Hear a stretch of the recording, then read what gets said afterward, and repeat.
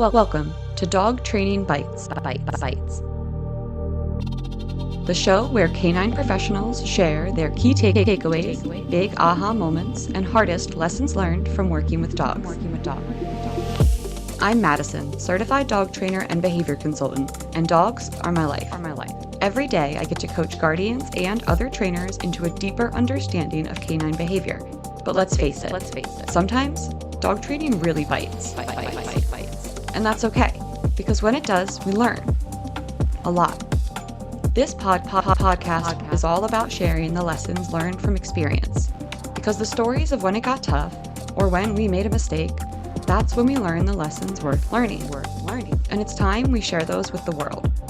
I'll be talking to dog trainers and other pet professionals about times that working with dogs, well, bit. Not literally. Maybe literally. What's most important here on this show, what did they walk away with? What did they learn? How did it shape their approach today? Welcome to Dog Training Bytes, the show where pet professionals share personal lessons that you won't find in any textbook. Today, I'm speaking with Edita Daniel, aka Eddy the Dog Trainer. Eddy studied with the VSA and continued her education with Michael Shikashio's Aggression in Dogs Master Course and the Grisha Stewart Academy. She works with pet dog owners in person and online to help with anything from puppy training to behavior modification. Working with Eddy means prioritizing your dog's well-being along a holistic training journey. Hi, Eddy. I'm so excited to have you here. Hi, thanks so much for having me. Absolutely. This is yet another friendship, relationship that I'm just grateful for the power of social media and bringing people together from all over the world who are just really passionate about helping people and their dogs. Yeah, I've followed you for a while actually, and I'm a big fan of all of your work as well. And you've had so many people on your podcast where I'm like, I'm just me. Thank you so much for having me. No, you are the real deal, and I'm thrilled to have you here and hear the story that you have to share, because I think that all of us have these just really, for me, the way it's like a crystal clear memory of just this moment that has still impacted my training. And I think that sort of opening the doors and windows and shining the light on those stories and letting people come in to hear this is so important, because we chat, we talk behind the scenes, and I want to share that with people. I think it's valuable. I think these stories are really valuable. So I'm just so excited to have you here. But I do want to start with my typical first question about your dog or dogs, your personal dogs. Yeah, so I've only got one dog, but he has been a handful. It's like having multiple dogs, I think, sometimes. His name's Rudy, and he's 4 in December. I can't believe how time flies. And he's a tricolor border collie from Wales, from a working farm. And we got him at 8 weeks old. So since he was a puppy, we were first time dog owners. And yeah, we love him to bits. On a good day, I'm going to start with that. On a good day, he loves his forest walks. He loves to like just run through the forest, chase things. And I do let him, it's safe around here. But he's also like super cuddly. He loves to play tug, like everything's a tug toy. He loves camping. Like we've got a camper van and we love taking him to places.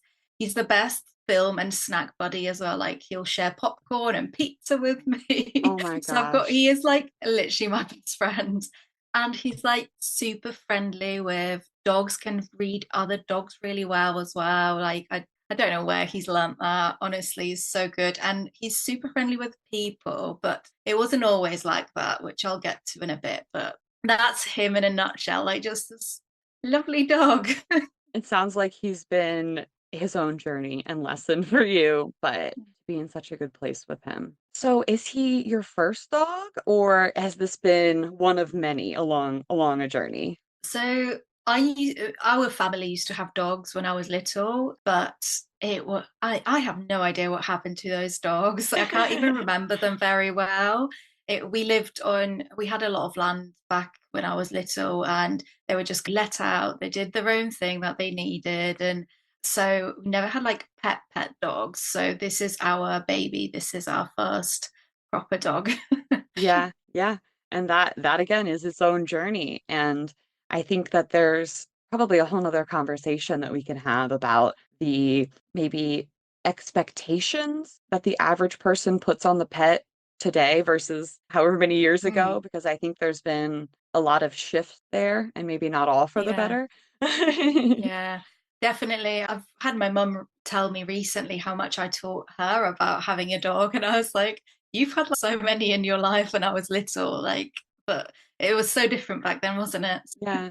What a wonderful thing to have somebody say to you, though, of just, I've just learned so much from you. Yeah, it was definitely a moment of validation, especially as she's someone who's is pushing for a baby, and I'm like, I've got my own baby that I've raised. Yeah, very validating moment. Yeah. Eddy, I am super excited to hear the story that you brought for us today. Yeah, so my story, I was thinking so hard about what to bring to the table, but I was like, the most takeaways that I've taken are from my own experience with Rudy, actually. So I thought I can give you a story about us, and I don't want to call it a cheesy love story, but it literally is because Oh, I I'm went here for the from cheesy love story.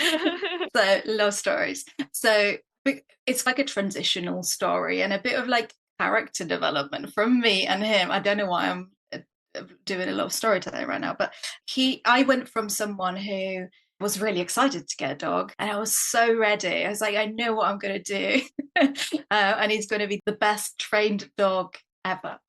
And it went then into it not being that way. So all the expectations that I have had have been Yeah. crushed. And I think as I am a quite a sensitive person, but emotionally I have grown feelings of resentment and regret and even hatred towards him at some point.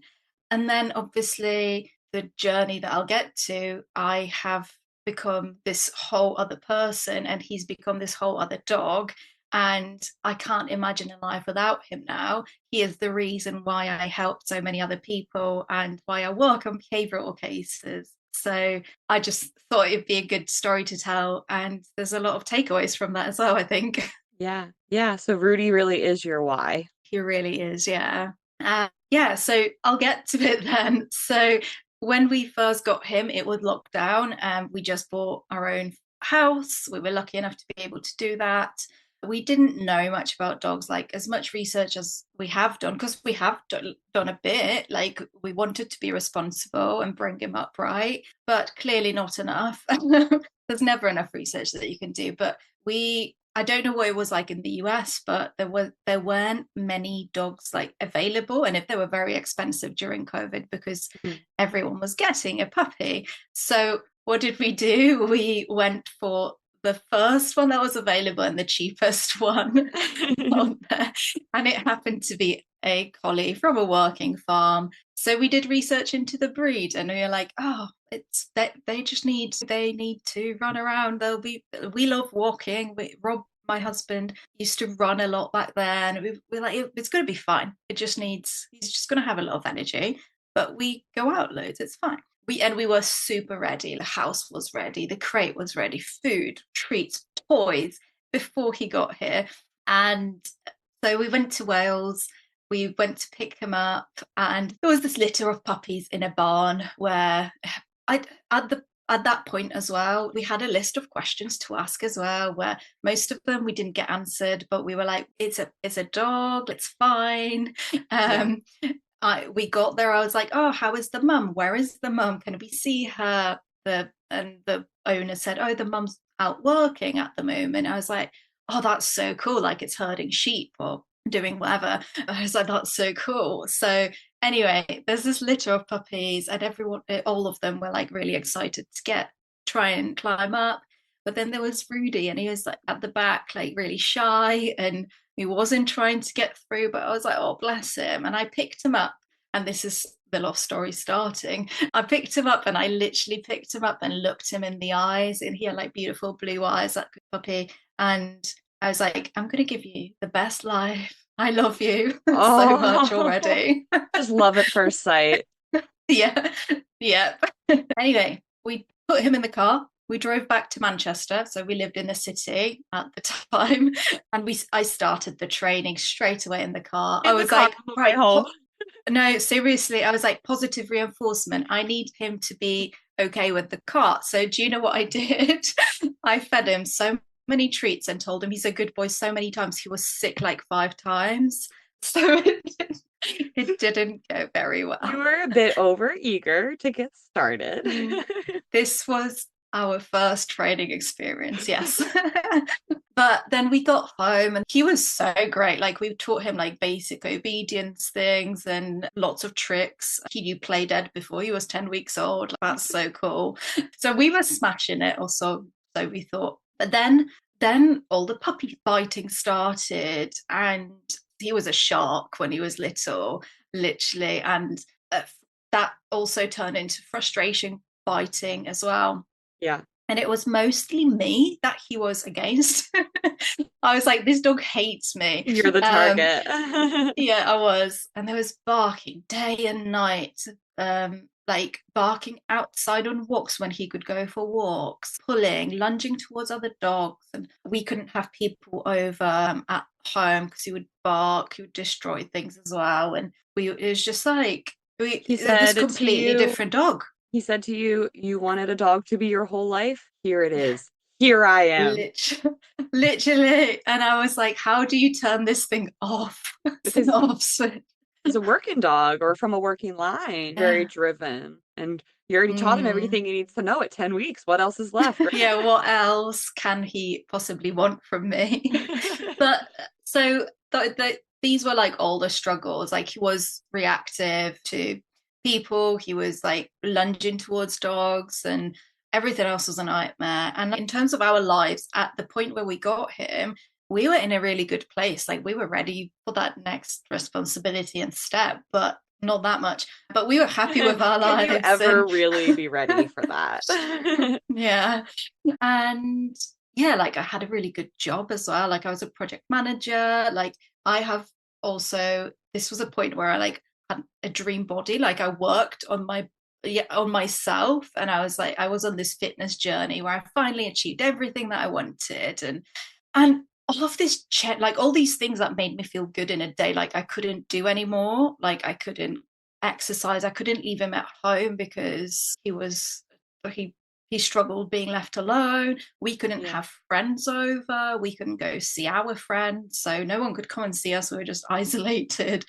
You start to lose your mind at one point, and my patience was getting smaller and smaller. And so those feelings of, and I've literally, this is getting deep, but I've literally said those words to Rudy, who doesn't understand and didn't. You have ruined my life, I think. I regret taking you on.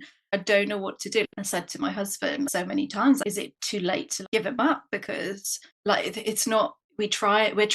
We tried so hard with everything that we knew at the time. And is it, we don't, we want to do it right, but it wasn't working. So yeah, there's like lots of tears daily nearly. And long story short, we came across Amelia Steele, the dog trainer, who's Yeah. my really good friend now, and because she was Manchester based as well.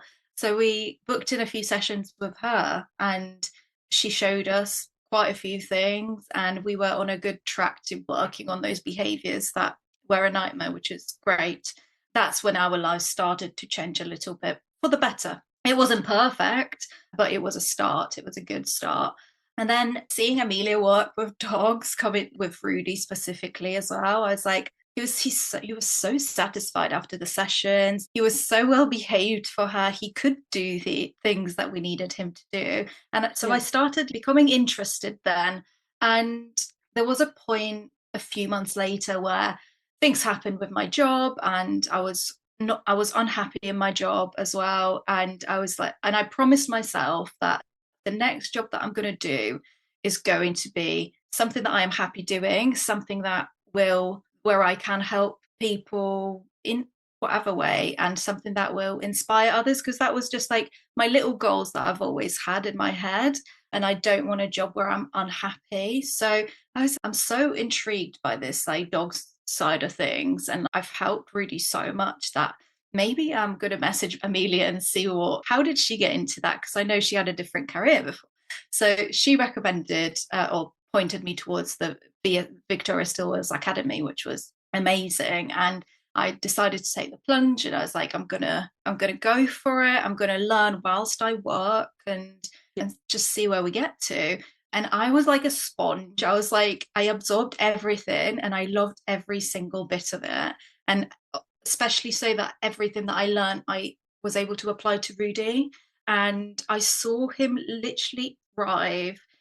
And the biggest thing that I've realized through my learning was that he was just scared of everything. And we didn't know what he was trying to tell us. And so basically, this is like months of learning, of me realizing actually he was lacking a lot of confidence and he was very scared. So we started introducing little things throughout his day: choice, safe space, choice to move away, and rewarding that from something he's scared, and problem solving. He had no problem solving skills. Like he couldn't even do puzzle toys. He couldn't even do a puzzle toy. There was a point where he was like, I don't know what to do with this. I don't know how to pick up a bowl from under a chair. Super frustrated. Like, yeah. Yeah. And like you try and help it, and it went to a point where you had to show him how to do things, but a little bit, like quite a lot, for him to be able to do things. So we worked on it so much, and you could see him thrive. Like all these other issues that he had just started getting less and less, and he was getting better. And I fell in love with the behavior modification side of things, and training side of things, and confidence side of things, but also reading him better, and how, like, learning how he communicates with us, and how we can communicate what we need from him. And that's, like, it's our relationship back when we started and now is so different. And so this was like a transitional period then. But now that I know everything that I know, and I'll never know everything. No one's ever going to know everything, but not possible. Obviously, no. But with I tried so hard sometimes too hard to make him happy, because he deserves after everything he's been through as well. And the first thing that now I focus on is just meeting his needs, listening to him more, and having that communication, rather than asking him to do things for the sake of asking him to do things. And you know what? He still surprises us to this day with things that he is able to do. Like that's last weekend, we went camping in like a holiday cabin with my family, and there was 8 people there that most of them he didn't know. And there was one person that he previously barked and growled at. He really did not like. It's my mum's partner. He's lovely, by the way, but he really did not think that. And he was so well behaved, so chilled. He was playing with everyone. He was just so relaxed. Wow. Like completely totally different dog. Yeah. So that was such a proud moment last weekend. And nowadays, the things that we do, like our days look different as well. Like it's not just let's take him out for the walk just for the sake of it, to tick it off. Sometimes we have like decompression days where we don't do anything, or we will, because I need my own coping skills as well. Sometimes we'll just sit and breathe together, we'll meditate together, or we'll literally have days where we just play or lay in bed. I get depressed quite a lot, and sometimes I can't even make it out of bed. Him being there, he sleeps with us in our bed most of the time, and he loves to lie in till 12 sometimes. So this is perfect. Like even little things like that, where he'll come up to me and lay with me and we cuddle. And it's like there was a point where there was so many points, I'm not gonna lie, but there was so many times where like he was the only thing that I got out of bed for. And I just think I wouldn't be able to do what I do without him as well. Even just simple coming back from my one-to-one sessions with people, where sometimes I'm sure like sometimes they get so hard and can be emotionally draining. And I'll come back and just sit on I'll come through the door and we've got stairs to go upstairs, and we sit on the stairs together and just cuddle. And I get moments where I'm like, oh, I just don't know if I can do this anymore. Like sometimes it gets so hard, and I look at him and I'm like, no, I can't, because I've done it with you, and you are literally the reason why I do this. And I know I can help other people, and I have helped other people through my own experience. and Yeah. through being able to relate to people as well. So he's literally the reason, like you said, that why I do what I do. Yeah. And it sounds Yeah, like his journey or your journey with him has really informed your approach in terms of looking at the whole dog, looking at the well-being, everything that you were describing about the work that you did with Rudy. And I could see how this aligns with Amelia's approach is about approaching and working on the actual issue and not just the symptoms and really the root of it. And so many behaviors that dogs exhibit that are problematic for us are not because they don't know how to walk on a leash. It's not because yeah, they want to be bad or they're angry or they're disrespecting people. They just don't have the skills to move around the modern human world. yeah, And there are missing pieces at their core, right? And so by finding ways to build the confidence, by finding ways to understand the emotions that are happening under the surface. I had a client say to me, "Our dog is mad at us. Our dog is angry at us." No, he was scared. He was terrified, yeah, right? And so if you don't know what you're looking at, it can be very, very confusing. And so it sounds like you were just able to learn how to unravel the mystery yeah. of what is driving this dog in a direction that is clearly not really working for them. Yeah, absolutely. And I always just go back to that confidence side as well, because by doing simple things, like you put like a puzzle toy in front of a dog and they're just going to go, most dogs are going to be like, all right, cool, did it in 1 minute. He was not able to do that. And it was so weird because like literally you said he's a collie, he should be able to do that. Yes, They're he used built to be for able to problem solving, but he he used to be was too able to do frustrated. that. Yeah. Yeah. So, but like little things like that we started introducing throughout his day. And then his behavior outside has changed. His behavior towards people has changed. And just honestly thriving in other aspects of life that I wouldn't even think to connect together. I definitely do try to look at the whole picture with all Yeah. my clients' dogs as well. I think that is such a powerful lesson about, first of all, I think just honoring the expectations that you had and allowing yourself to feel maybe a little bit of disappointment when the dog that's in front of you is not the dog that you hoped for, when the behaviors feel overwhelming and isolating, but really just being able to put that aside and move forward and try and again look at the holistic dog, look at the root of the Yeah. issue and not just as a behavior that's causing problems in your life, but seeing that as an opportunity to build something new and to help your dog move into a new phase. Because like you said, he's not the same dog he was a year ago, 2 years ago, however long ago. No. Yeah, completely different. Is there anything else you would like the dog people out there to know about you or what you do? Yeah, so I work with people in person and also online on a coaching basis, and also do one-to-one sessions online and in person. So I am based in South Devon in the UK, in England. So if anyone drop me a message, and my DMs on Instagram, I'm mostly on Instagram, but my DMs are always open for anyone that just wants to have a chat as well, because I know it's so difficult sometimes to find that person that does understand. Yeah, feel free to message me Perfect. whenever. You can connect with Eddy on Instagram at Eddy the Dog Trainer, and you can find more information and a link to her work in the show notes. Thanks for joining us in the world of Dog Training Bytes, where every challenge brings a lesson worth sinking our teeth into. See you next time. Dog Training Bytes was created, produced, and edited by Mattison Simpson. You can connect with me on Instagram at Dog Training Bytes, that's BYTES, and at Freed by Training. For information on today's guest and resources for help with your dog or dog training education, visit www.dogtrainingbytes.stream. Looking for more? Listen to my other show, Unpacked, a clinical dog training podcast co-hosted by Sailor Jerry the Dog Trainer and produced by Straight Up Dog Talk, LLC.